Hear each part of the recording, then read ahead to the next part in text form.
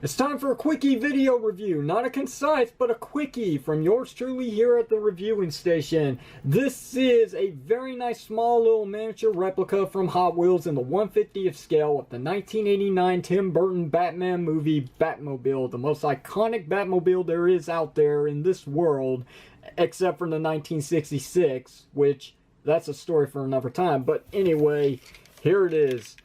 All nice and glossy. It's got obviously die-cast metal for the whole body portion. The bottom chassis is made of plastic, but it's also nicely detailed. Just to showcase, there's the Hot Wheels logo right there. Got some information right here. If you want to pause the viewer and read it, be my guest. I have no package to show off, unfortunately, as I sold off all my mint on-card Batmobile movie replicas in this scale to someone on eBay a while back. So, womp womp. Anyway, I'm sure you didn't want to see that anyway. So, we got a nice jet exhaust detail here on the back. We've got these nice thrusters on the back. We've got the tail lights that are painted out in red. And as you can see, they are nicely crisp and clean work. There's no sloppiness whatsoever. I do appreciate that, especially in this small scale. That's quite the challenge. We got the vents here that are nicely raised and detailed. We've got the fins, obviously the iconic piece to this Batmobile here. We've got some nice chromed out wheels, which is inaccurate to the actual movie counterpart. I get it. It's a small little version of the Batmobile. They need to make it pop, so chrome wheels is pretty cool. They're plastic, they're not die-cast. But having said that, the actual tires themselves are actually rubber and nicely detailed with nice treads. I do appreciate that. So if you're not careful over time, they will wear out very easily and they will start cracking and peeling off. It happens. So we got some nice piping that's actually painted in silver, which is pretty accurate to the movie, especially with this nice gold bit here. We got the exhaust. We got more detail here on the back portion. And then of course we got our nice pop-out machine gun panels here that unfortunately are not capable of achieving that.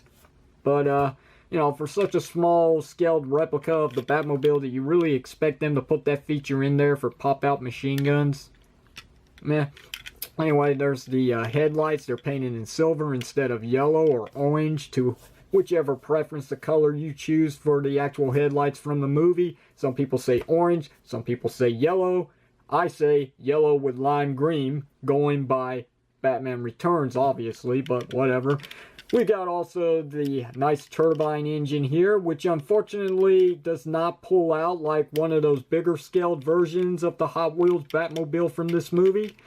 But whatever. I mean, again, it's just a small little thing. They really couldn't achieve such a challenge. It would have been a nice challenge, but they just couldn't do it. But I will say this is nice. The actual canopy does open, and as you can see, it is a different plastic material. I mean, this is die-cast metal here painted over in glossy black. This is obviously glossy black plastic. So you can see that it really stands out up close, but from far away it does actually blend in. Anyway, onto the inside, not to hit my camera again, but as you can see, we got the driver's seat, we got the passenger seat. Batman would be on the driver's seat, Vicky Vale would be on the passenger seat, just like in the movie. Onto the other side, on the inside, where everything seems to be, we got some nice buttons that are not painted. The drive sticks are actually painted silver. That's nice. The steering wheel is actually painted silver as well. If I can get it to focus in on there, you can kind of see it. Yeah, you can see it now. It's got a nice little bat emblem that is very small and hard to see, but yeah, it's there. And there are some buttons from behind the steering wheel, which unfortunately you're not going to be able to see. But yeah, the canopy does actually slide back. So yeah, I mean, it's your choice of display, whichever way you so choose. So more power to you.